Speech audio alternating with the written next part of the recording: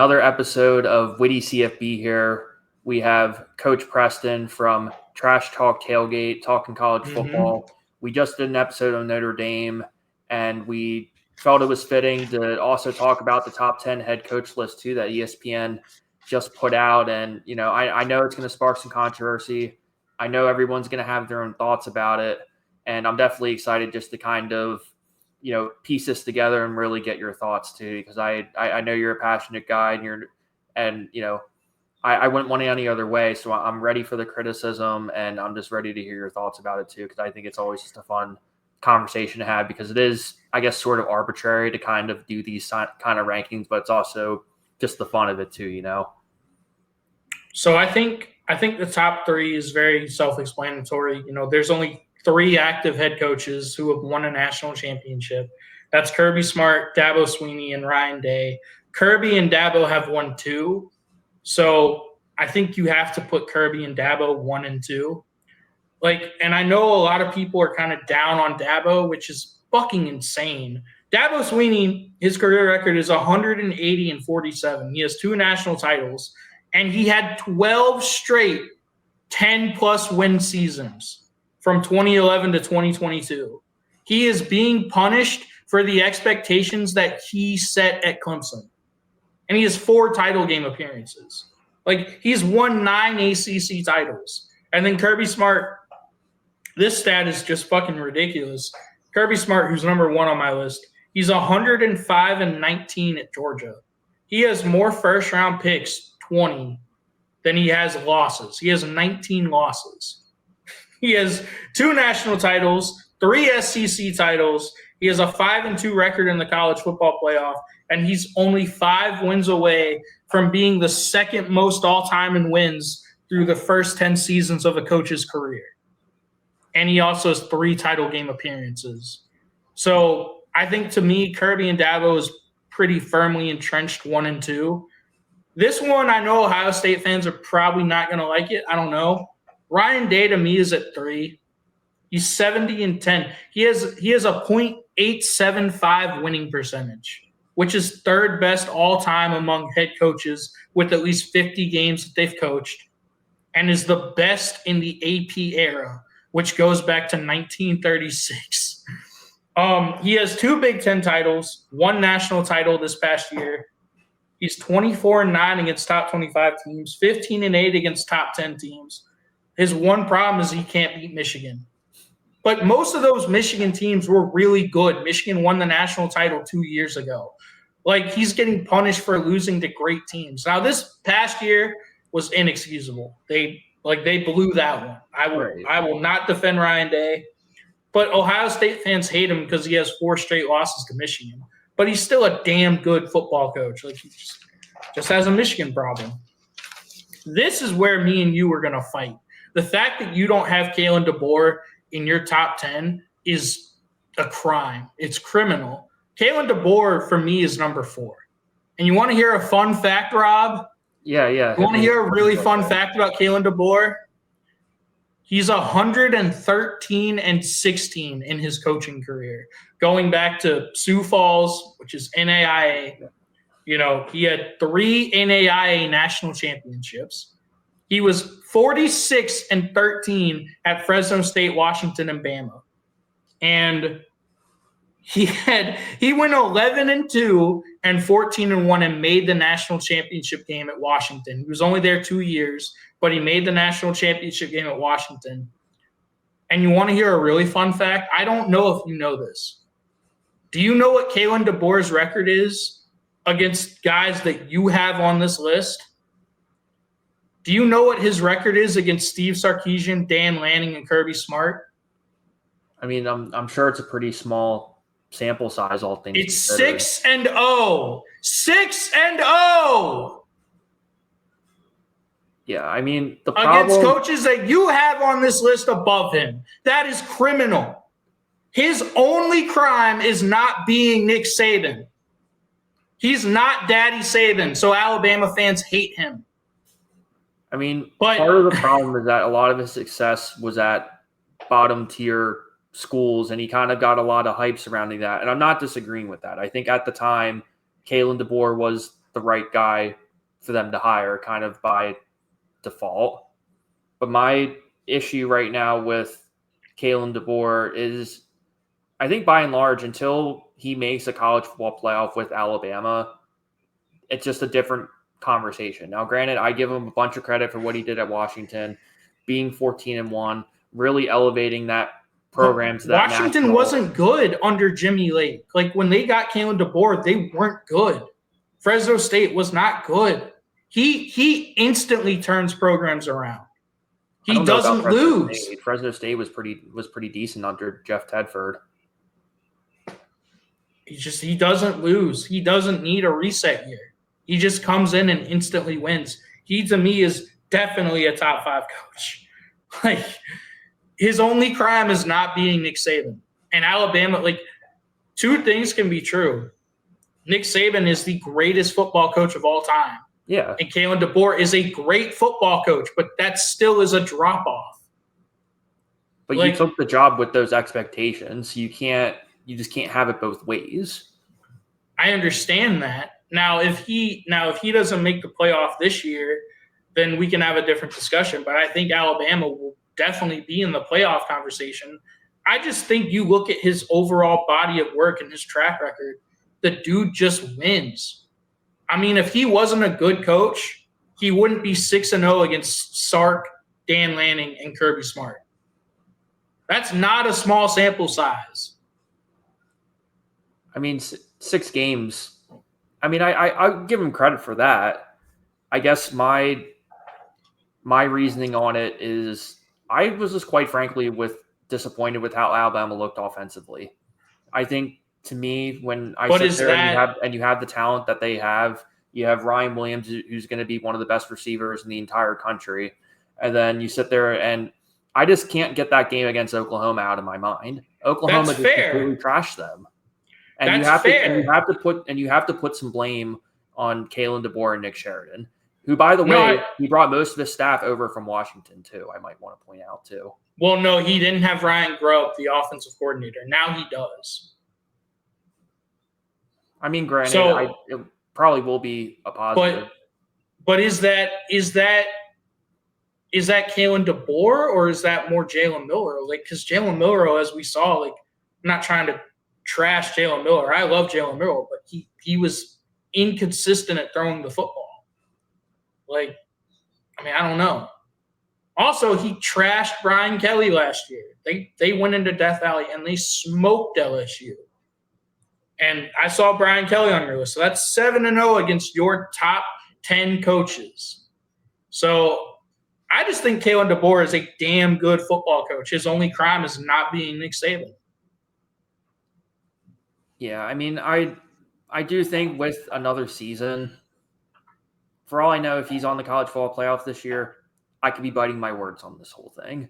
But as I see it right now, if you ask me who's more likely to win a national title, I would bet my bottom dollar that Marcus Freeman and Steve Sarkisian will before Kalen DeBoer. Right now, I would bet my bottom dollar that Marcus Freeman or Steve Sarkisian will win a national title before Kalen DeBoer. I mean, Kalen DeBoer is also recruiting very well. Not in the state of Alabama. Auburn's kicking their ass right now. Okay. But he is recruiting well. I mean, I get what you're saying. Recruit in your state, though. You can't, if you're Alabama, you can't just sit there and recruit out of state the entire time. That's crazy. I don't know. We'll see. We'll see.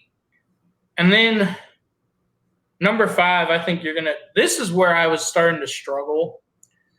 Because in a top 10, you just kind of have to, it's really what do you prefer? Like, do you prefer big guys that win at big schools but have only had success at big schools, or do you like guys who historically do more with less at smaller schools? And for number 5, I just went with track record and longevity of, really sustained success. I think you're going to disagree with this. Yeah, go for it. I went James Franklin, number 5.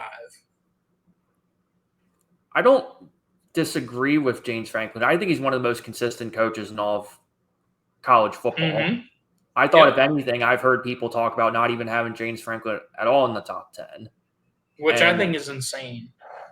That's what I mean. I think what I love about James Franklin the most is that he understands how to sell Penn State, and also just a great ambassador for them in general. Like, he's the type of dude where you hear him talk in his press conferences, you hear him. He's a great, just like Dan Lanning. I think that's what Dan Lanning and James Franklin both have in common, is that they're both just phenomenal motivators as well. Even though, you can sit there and talk about how James Franklin hasn't won the big one. Oh, he's won an 11 versus Ohio State. But something needs to be said about having consistency, especially at one program too. I think at least in my rankings, I give some coaches some brownie points for being able to do that, and that's why Kyle Whittingham, at least for me, definitely has to be on this list. I don't care what people say about what Utah might or might not do this year, or how their offense might not be there, but at the same time, something needs to be said. I even thought about having Kurt Ferentz on this list. And granted, is he somebody who exactly is in the national title picture every year? No. He has been. Just like him, he's been on the doorstep of it. Too. He was a drive away from making the the college football playoff back in 2015 when Michigan State beat Iowa in the Big Ten championship game. So he's been on the doorstep before. But back to James Franklin. A lot of people talk about Penn State, but I don't think people give enough credit to what he did at Vanderbilt. He won 9 games in 2 of his 3 years at Vanderbilt. You know how fucking hard that is? Well, now everybody's dismissing it because Clark Lee just did it, and how he beat Alabama. So now everybody's I'm not agreeing with that. I'm just saying that that's people's counterpoint to that now. But go back and look at the history of Vanderbilt. When was the last time they had sustained success like that? And I really like Clark Lee, but let's see him do it again. James Franklin did it twice, and then he took the job at Penn State. And so he's now had 11 seasons at Penn State. Since 2016, 6 of his 9 seasons have been 10-plus wins. And the thing that Penn State fans don't like is that he can't beat Ohio State. Well, who the fuck can? Who can beat Ohio State consistently? Like, Georgia struggled with Ohio State in the playoff game. Alabama's lost to Ohio State in the playoffs. Like, who can beat Ohio State consistently if you're not named Michigan for some reason? Like, Ohio State is an elite program, and that's the problem with Penn State, and that's James Franklin's problem.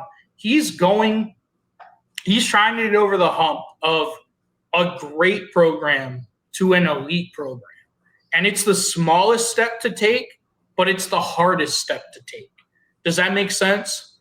Absolutely. And I feel like I say this every year about Penn State, but I'm really excited about what they're doing this year. You bring back Nick Singleton, just like we talked about with Notre Dame, one of the best 1-2 punches in all of college football. They're going to miss Tyler Warren no matter what, but you bring back K-Tron Allen. I think Drew Allar is going to take a big step up too. I think he's going to recover. I think he's going to recover from that interception that he threw, and I think it's going to be a real growing experience for him, especially getting another season with Andy Kawanecki as offensive coordinator, and not to mention Jim Knowles coming too, which is really a huge deal, and quite frankly, I think has been a little bit understated about his presence there.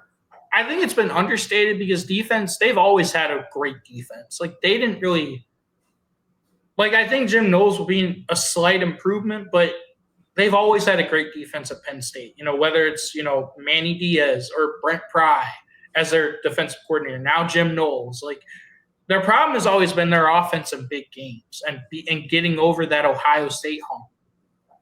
But, and – they have huge expectations this year because, like you said, they bring back Drew Allar. They bring back Nick Singleton, who I think is one of the best running backs in the country. K-Tron Allen's another great back. Denied Dennis Sutton, who I'm not as high on. Like, Penn State fans, I've been seeing Penn State fans this offseason say that there's not going to be a drop-off from Abdul Carter to deny Dennis Sutton. Abdul Carter was a top 3 pick in the draft. Like, he was a first-team All-American last year. Denied Dennis Sutton was a second-team All-Big Ten. There's a drop-off. Like, and I really like Denied Dennis Sutton, but there is going to be a drop-off, but they still return a lot of production from last year. So we'll see what they can do with it in Happy Valley. I'm really excited to watch. Also, one of the best environments in all of college football, too. Unfortunately, I was there and probably hammered when they lost to Michigan too. So that was a really fun game to go to. But I was I was reeling by the third quarter and realizing this wasn't going to look too good.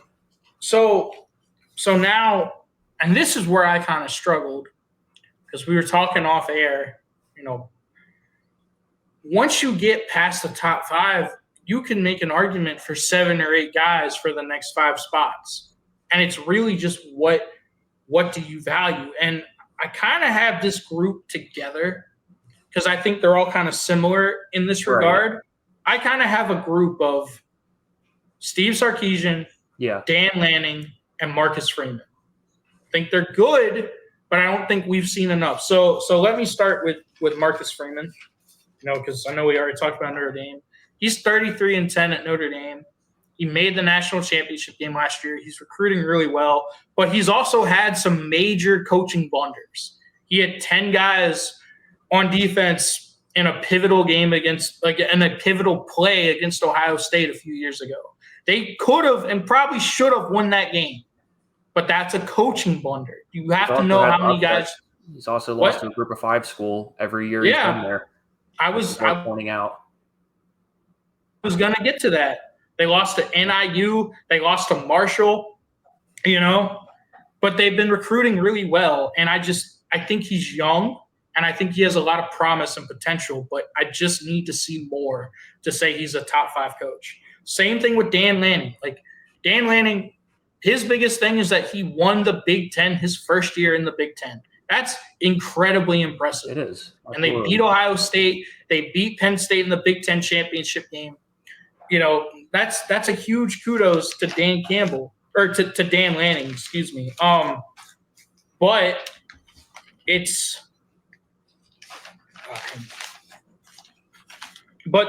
so he's 35-6 with a .854 winning percentage. But here's the question I have. Is it yes, he's a dog recruiter, but how much of that recruiting is Dan Lanning and how much of it is Phil Knight, fuck you, Nike money? Because they are on a tear. To me, they have the best NIL operation in the country. Because Phil Knight is just I don't give a fuck what it costs. I want to see a national championship in Eugene before I pass. So he just doesn't give a fuck. Exactly. Oregon's number 1 and Texas is number 2 in terms of the NIL department for me. Yes, absolutely. And so that kind of segues me into Sark. Sark's only ever won at Texas. He wasn't great at Washington. We all know what happened at USC. He had the off-field issues, He's only ever won at Texas. And how much of that is Sark? I think Sark's done a good job, but how much of that is also Texas's just fuck you NIL money? I just need to see more. Sark went 12-2 and 13-3 the last 2 years. But before those last 2 years, he was just kind of a middling coach. I think it's sustainable, but I just need to see more. That's why I just kind of grouped those 3 guys together. And then after that, you could go Matt Campbell. I really love him. It killed me to not have Matt Campbell on here either, because I almost wish I could have a couple accolades for the Kurt Ferentzes of the world, for the Matt Campbells of the world. So he has a 99-66 career record. He's 64-52 at Iowa State. But you have to put that in context of just how bad Iowa State was before Matt Campbell got there. From 1979 to 2016, Iowa State won 3 bowl games. They had 1 9-win season. And under Matt Campbell, in the 9 years since he's been there, they've won 3 bowl games. They've had 2 9-win seasons, and they just had their best season ever with an 11-3 record. And they've also made the Big 12 title game twice. They haven't won it, but they've made the game twice. So I think Matt Campbell's incredibly underrated. And again, it's just kind of, well, what do you value? Do you value guys at bigger schools that have more resources and win big? Or do you value guys that win consistently with a lot less resources? And I think you could also put Chris Kleiman on there. Chris Kleiman at Kansas State. He consistently does more with less. In 6 years at Kansas State, he has one losing season. He has 2 8-win seasons, 2 9-winning seasons, and 1 10-win seasons. That's the definition of consistency. He's just a damn good football coach. And I think they're going to be really good next year with Avery Johnson coming back at quarterback. And then, I know your guy, Kyle Whittingham, 167 and 86 at Utah. He's guided Utah to a conference or a division title in each of his first 4 seasons in the Pac-12. That's really hard to do. All the guy does is win. He's won 9 or more games 7 times from 2014 to 2022. That's 9 years. So in 9 years, he's won 9 or more games 7 times. And he just does more with less consistently. He's made Rose Bowls. He's won the Pac-12.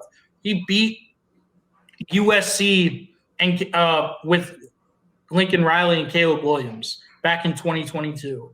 And then they lost a thrilling Rose Bowl to Ohio State. Like he just wins. And the one guy, yeah. He's a super consistent too. If you ask me, if I could have one coach who I can design a program around, especially somebody if I was a brand new coach and I wanted to have a certain vision or a certain standard or just discipline in general, Kyle Whittingham's the first guy that comes to my mind in terms of that kind of, just that attitude of, hey, we're going to make it work no matter what we have. And we don't mind that we don't get the national attention or that we're not going to get the credit that we deserve, but we're going to keep trucking along and we're going to keep believing in the vision that we have. And I get people are going to talk about the offense the past couple of years and, I get there's some question marks there, but the guy's a freaking winner. He knows how to recruit. And Cam Rising was also hurt the last 2 years. That's his quarterback. Yeah. Yeah. So that element of it there too. And I guess for me, I know I'm the type of person I value consistent results and also just being able to do it for a long period of time, which that's why I have Brian Kelly on this list. And, for those of you who know, I love to troll Brian Kelly. It was one of the best days of the entire season when I was watching Florida versus LSU and just watching Brian Kelly melt down on the sidelines. But outside of that, there is a period of time where he did build up that ladder exactly, I would say, in comparison even to Kalen DeBoer. I mean, we can travel back in time 15 years and talk about his success at Cincinnati. He did that for a number of years. Then he makes his way to Notre Dame. And yes, he was successful. He recruited at a solid level, but he pretty much just flat out said, hey, I can't win a national title here with what resources I have here, which brings us to year 4 at LSU.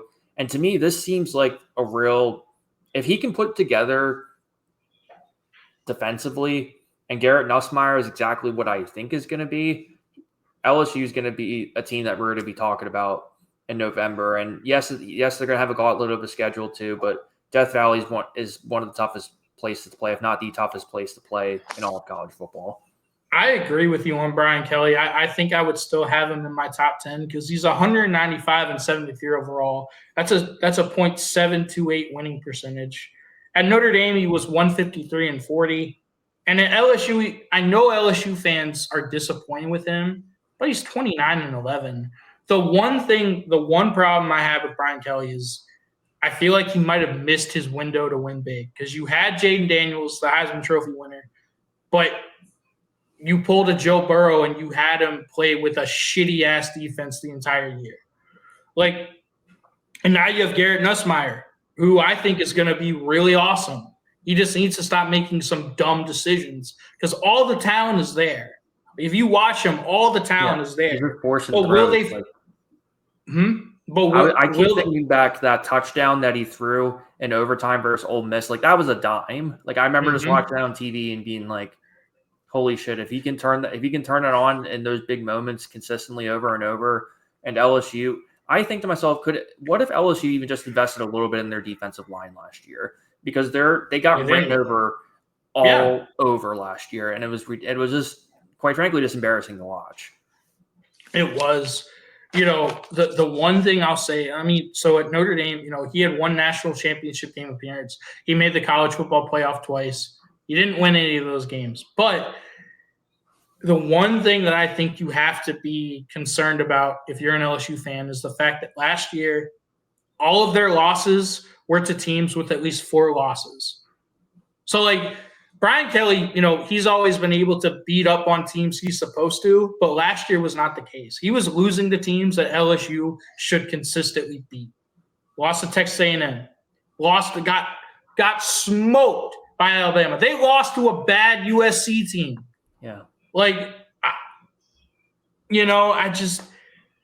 weren't a very good, complete team last year. And so that's the kind of concern I have with him is, did he maybe miss his window with Jaden Daniels? And if Garrett Nussmeier is who we all think he can be, you need to take advantage of that this year. Yeah, and I think you need to see more from the rushing attack too. I get Nussmeier is primarily going to be the bread and butter, and I get they've done a really good job in the transfer portal, bringing in some more wide receivers, really tightening up that offensive line, particularly at the tackle position.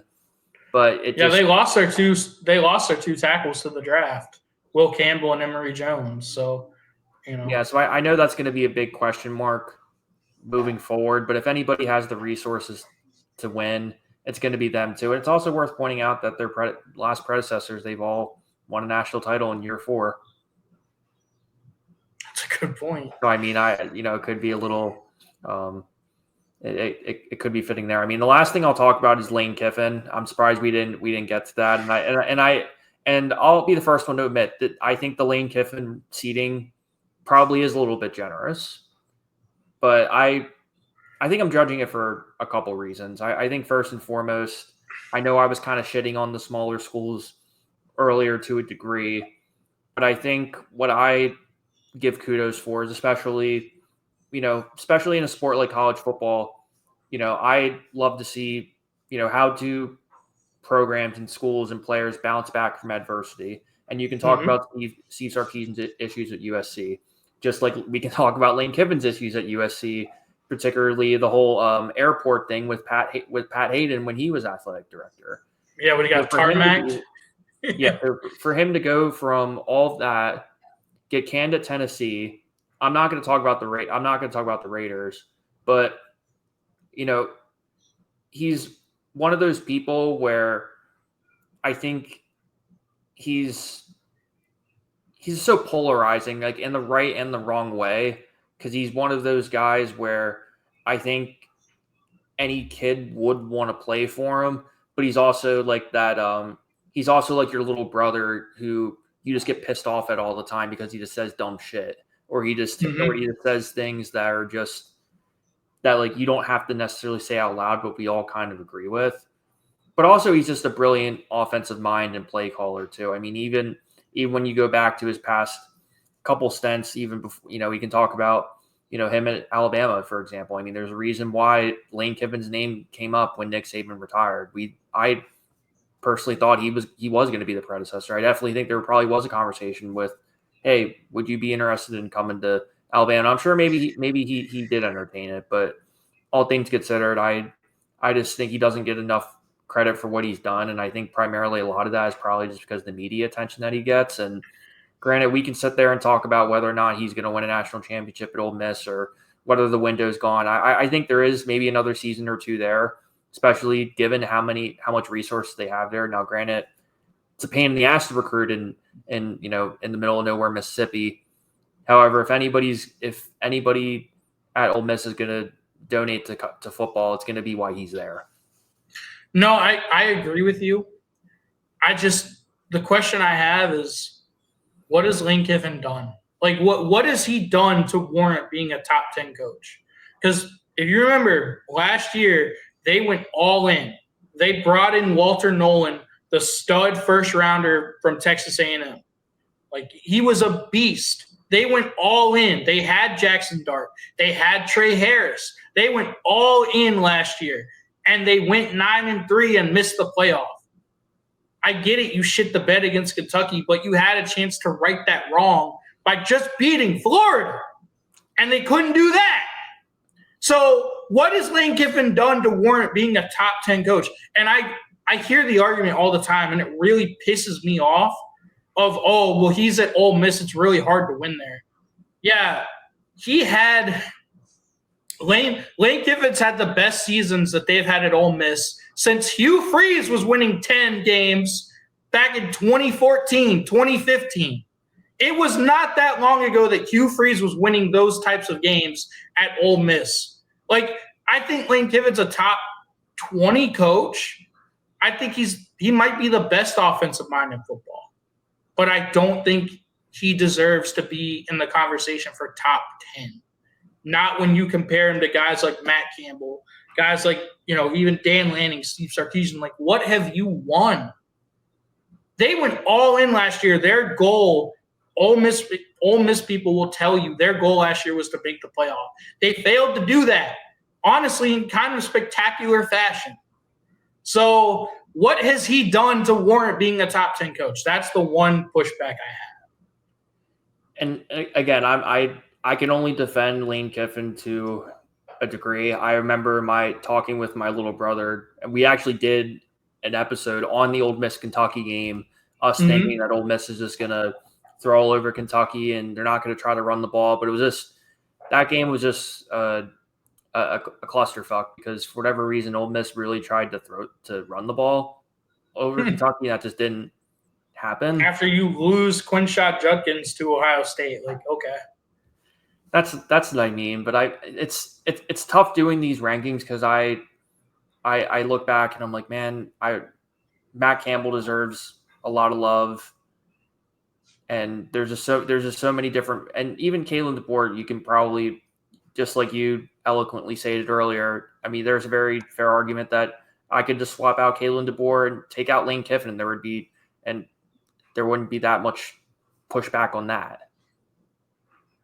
No, I mean, I think Kalen DeBoer is way better than Lane Kiffin as a coach, like as a proven track record coach. I don't think that's debatable. Yeah, it's one of those things. I'm just not entirely sold on Kalen DeBoer's vision, and maybe it is part of it that maybe it's just the Nick Saban era or the ambiance of it, or maybe I just need to cut him some slack a little bit. My gut just tells me I'm just not completely sold on what's going on there, and I get it. They have all the talent. They have all the talent in the world. I think they are going to piece it together. It's just a matter of, are we going to be talking about them being in the playoff this season, this season, or are we going to talk about it 2 or 3 seasons from now? If they don't make the playoff this year, then I think there is, real concern there. But his biggest crime is not being the greatest coach of all time. You can't hold that against him. He's still a damn good top 5 football coach. He's 6-0 against Kirby, Sark, and Dan Lanning. That's insane. He got Washington to the national championship game in year 2. Like, what are we doing? What are we talking about? Kalen DeBoer is definitely a top 10 coach, and Lane Kiffin is not. That's all I'll say. Yeah, that's the last thing I'll say is it's worth mentioning that for the first time since 2003, Georgia is going to be home versus Alabama. So we're going to see if Kirby Smart can finally get over Alabama, kind of like Ryan Day trying to get over Michigan. So I think that's definitely worth mentioning now that I'm thinking about it. No, that'll be a great game. I'm really excited for it. And if you're watching this, and if you've enjoyed hearing me yell and scream about football, then please come give the Trash Talk Tailgate a chance. All we do is just yell and scream and talk football. We just love talking ball at the Trash Talk Tailgate. So I appreciate you having me on, Rob. Yeah, absolutely. And I'm going to put all your Twitter, your credentials, everything below. That way people can can find you, and definitely give it a subscribe, give it a listen. And, I appreciate you being generous with your time and being on here. Yeah, man. It's always great to see you.